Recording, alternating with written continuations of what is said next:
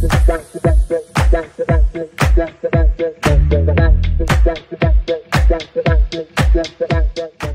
Talkies நேயர்களே, உங்கள் அனைவரையும் சந்திப்பதில் பெற்றற்ற மகிழ்ச்சி அடைகிறேன்.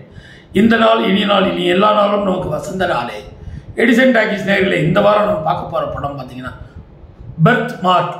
அது பிறப்போட மார்க்கு, பிறப்பின் மார்க்கு தான் பர்த் மார்க்குன்னு. இந்த தயாரிச்சிருக்கு பார்த்தீங்கன்னா சபின் என்டர்பிரைசஸ் சார்பாக இந்த படத்தை தயாரிச்சிருக்காங்க. விக்ரம் ஸ்ரீதரன் படத்தோட தயாரிப்பாளர்கள் ஒருவர். இவரே படத்தை இயக்கவும் செஞ்சுருக்காரு. இவரோட ஸ்ரீராம் சிவராம் மொத்தம் 3 பேர் சேர்ந்து இந்த படத்தை தயாரிச்சிருக்காங்க. படத்தோட நடிகர்கள்னு பார்த்தீங்கன்னா நம்ம சார்பட்டா பரம்பரையில் டான்ஸ் ரோஸ்ன்னு நடிச்சிருப்பார் சபீர்.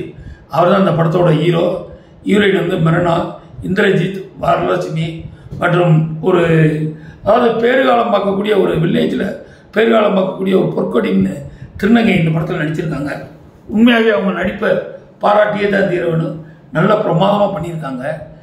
கதைன்னு பார்த்தீங்கன்னா அதாவது படத்தோட கதாநாயகன் சபீர் வந்து மிலிட்ரிக்கு போகிறார். போன இடத்துல அவர் கல்யாணம் பண்ணி மிலிட்ரிக்கு போகிறார். போயிட்டு வரும்போது அவர் ஒய்ஃப் கன்சீவாக இருக்குது. தன்னோட ஒய்ஃப் வந்து அதாவது அந்த காலத்து முறையில் நார்மல் டெலிவரி ஆகணும். அந்த டெலிவரிக்காக ஒரு காட்டுக்குள்ளே கூப்பிட்டு போகிறாரு. அந்த காட்டுக்குள்ளே கூப்பிட்டு போய் அங்கே வச்சு டெலிவரி பார்க்கலாம் ஒரு நல்ல எண்ணத்தில் கூட்டிட்டு போகிறாரு.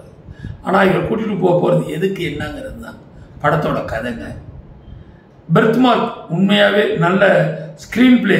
ஒளிப்பதிவுன்னு பார்த்தீங்கன்னா விஷால் சந்திரசேகர் வந்து மியூசிக் ரீரெக்கார்டிங்கில் வந்து தனக்குன்னு ஒரு இடத்த பிடிச்சிருவார். விஷால் சந்திரசேகர் அவரை பாராட்டியே தீரணும். அதே நேரத்தில் உதய் தனியவேல் எடிட்டிங் சூப்பராக பண்ணியிருக்காரு. ஒளிப்பதிவாளர் அவரோட பங்கை அந்த ஊட்டியை இதெல்லாம் காட்டிடும் போது கண்ணுக்கு குளிர்ச்சியாகவும் அதே நேரத்தில் இதமாகவும் இருக்குது. பர்த்மார்க்கோட கதைன்னு பார்த்தீங்கன்னா இதுதான் கதை. இப்போ இந்த பேறுகாலத்துக்கு போன இடத்துல தன்னோட ஒய்ஃபை வந்து நார்மல் டெலிவரி ஆக்க முயற்சி பண்ணுவார். அதற்காக கொடுக்கக்கூடிய எக்ஸசைஸ் தான். அதாவது அந்த காலத்தில் என்னென்ன நடக்கணும், கல்லில் நடக்கணும், குழந்தை பால் கறக்கணும், இந்தியன் டாய்லெட்டில் போகணும், இந்த மாதிரி தான் ஒவ்வொரு விஷயங்களும் சொல்லுவாங்க. அந்த மாதிரி தான் ஒய்ஃபுக்கு ட்ரைனிங் கொடுத்து அந்த குழந்தை பிறக்குதுங்க. பார்த்தா அந்த குழந்தை இவரோட குழந்தை கிடையாது. அந்த குழந்தைய கொல்ல முயற்சிக்கிறாரா இல்லை என்னங்கிறதாங்க பெஞ்ச் மார்க். பெஞ்ச் மார்க் வந்து அதாவது பெர்த் மார்க் எல்லாருமே பெஞ்ச் மார்க்னு சொன்னாங்க.